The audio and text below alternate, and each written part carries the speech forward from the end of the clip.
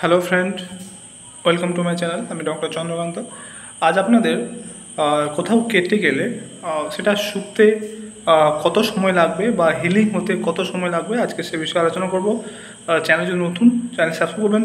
চলুন শুরু করে যাক।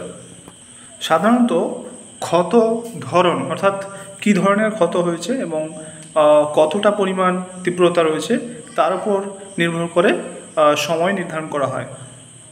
তবে বেশিরভাগ ক্ষত কিন্তু 4 থেকে 6 সপ্তাহের মধ্যে সেরে যায়।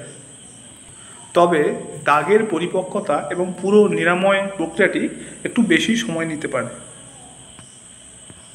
তবে হিলিংয়ের সময় বা নিরাময়ের সময়কে প্রভাবিত করে কতগুলি ফ্যাক্টর, সেগুলো হলো ক্ষতর ধরন এবং তীব্রতা, অর্থাৎ ছোটোখাটো কাটা বা আঁচড় গভীর ক্ষতর তুলনায় দ্রুত সেরে যায়। বয়স, অর্থাৎ টিস্যুর পুনর্গঠনের বয়স যেহেতু বয়স বেশি হওয়ার কারণে এটা হিলিং হতে বা সারতে বেশি সময় লাগে।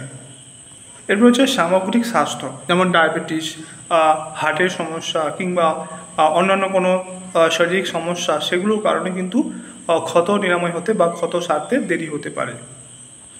জীবনযাত্রার কারণ, অর্থাৎ জীবনযাত্রার কারণেও কিন্তু ক্ষত সারতে দেরি হতে পারে, যেমন ধূমপান,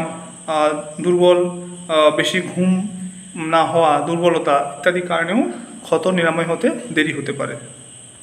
এরপর হচ্ছে ক্ষত ব্যবস্থাপনা, অর্থাৎ সঠিকভাবে পরিষ্কার করা, ড্রেসিং করা, নিয়মিত মেডিসিন খাওয়া, এই সমস্ত যাদের ভালো হয় তাদের ক্ষত তাড়াতাড়ি ঠিক হয়ে যায়। তো ক্ষত নিরাময়ের কয়েকটি পর্যায় রয়েছে, সেটা হচ্ছে হোমোস্টেসিস, প্রলিফারেশন, প্রদাহ এবং পুনর্নির্মাণ।